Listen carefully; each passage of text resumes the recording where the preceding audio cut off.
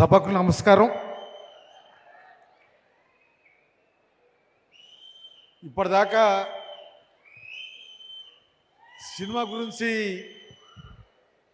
మాట్లాడమంటే అందరూ నా గురించే మాట్లాడారు. కవితక్క నా గురించే మాట్లాడింది, సాంబశివరావు గారు, మంత్రి గారు. ఇప్పుడు తను నా పాత్రని పోషించడం కోసం వచ్చినటువంటి శివరాజ్ కుమార్ కూడా నా గురించే మాట్లాడుతూ ముగించారు. నేను నా గురించి చెప్పుకోవటం కాకుండా ఇవాళ ఈ చిత్రం నిర్మాణం జరగబోతుందంటే ఈ చిత్రం నేచురల్గా ఉండాలనేటువంటిది నా కోరిక. నేను ఏ పద్ధతుల్లో ఉండేవాడిని, నా పద్ధతి ఏంటి, నా విధానం ఏంటి, నా స్వభావం ఏంటి అనేటువంటిది ఉండాలి అనేటువంటిది. నా స్వభావం ఏంటి అనే దానికి వస్తే ఈ వ్యవస్థలో మార్పు రావాలి, మనందరిలో మార్పు జరగాలి. ఒకరిని ఒకరు మోసం చేసుకునే పద్ధతి కానీ, ఒకరిని ఒకరు దోసుకునేటువంటి పద్ధతి కానీ,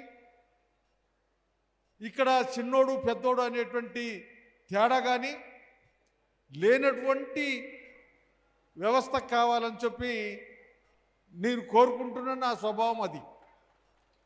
ఇప్పటిదాకా దేశంలో, రాష్ట్రంలో, ఉమ్మడి రాష్ట్రంలో పేదోళ్ళకి ఏం కావాలి, వాళ్ళకి కావాల్సినటువంటి వాటి కోసం ఏం చేయాలి, ఆ చేతలు చర్యలు ఎట్లుండాలి అనేటువంటి పద్ధతుల్లో సిపిఐఎంఎల్ ప్రజాపంద పనిచేస్తూ వచ్చింది. ఆ ప్రజాపందలో ఉన్నటువంటి నేను ఇలా మీ అందరికీ ఓ గొప్పగా చిత్రీకరించి చూపించబోతున్నారు.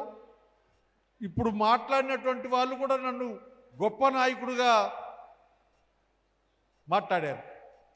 నేను గొప్ప నాయకుని కాదు అని నేను అనుకుంటున్నా. సామాన్యుల్లో సామాన్యుని, సామాన్య ప్రజల కోసం ఆ ప్రజల్లో ఉండి ఆలోచిస్తున్నటువంటి వాడిని, అట్లనని చూడాలనేటువంటిది నా భావన. ఇలా ఈ చిత్రం నిర్మాణం జరిగిన తర్వాత ఈ సభకు వచ్చినటువంటి మీరే కాకుండా మన రాష్ట్రంలో, మన దేశంలో ఉన్నటువంటి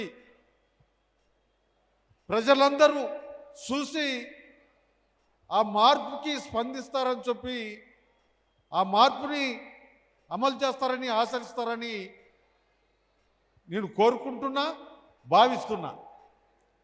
ఇలా మనం అందరం ఎక్కడున్నాం, ఏం చేస్తున్నాం, జరుగుతున్నటువంటి పరిణామాలు ఏంటి అనే విషయానికి వస్తే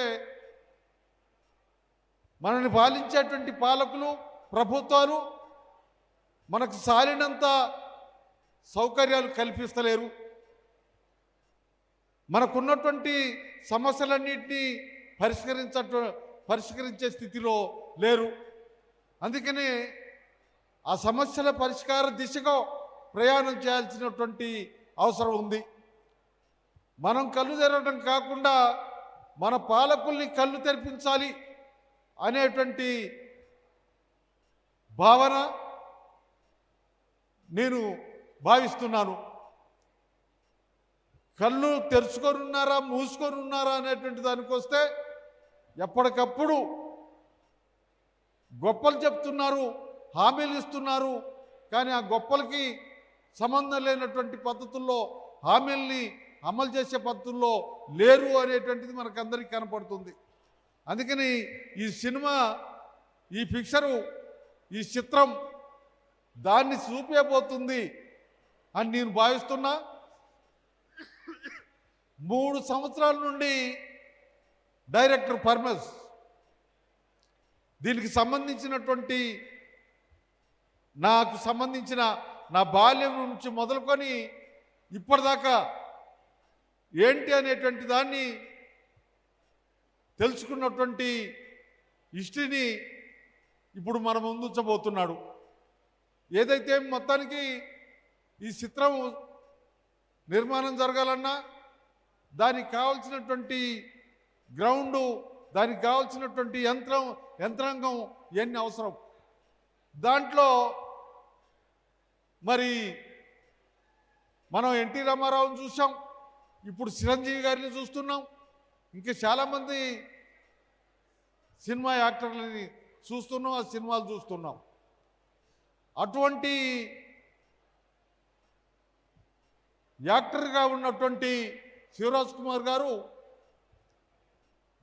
పర్మిస్ పోయి కోరగానే ఒప్పుకొని ఓపిక ఇవాళ మన పాల్వంచకి రావటం సంతోషకరమైనటువంటి విషయం.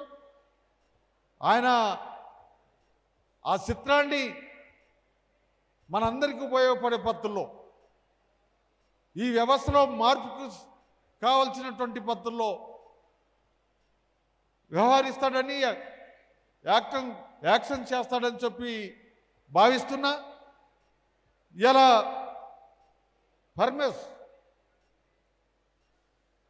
పర్మిస్ చాలా రిస్క్ తీసుకున్నాడు. ఆయన తీసుకున్నటువంటి రిస్క్ని ఇక్కడ మన పాల్వంచలో ఉన్నటువంటి సురేష్ రెడ్డి గారిని కూడా దింపాడు. మొత్తానికి సురేష్ రెడ్డి గారు, పరమేశం, శివరాజ్ కుమార్ గారు వీళ్ళు మన ముందున్నారు. ఇప్పుడు మన ముందుకి రాబోతున్నారు. మన ముందుకి వచ్చేటువంటి చిత్రం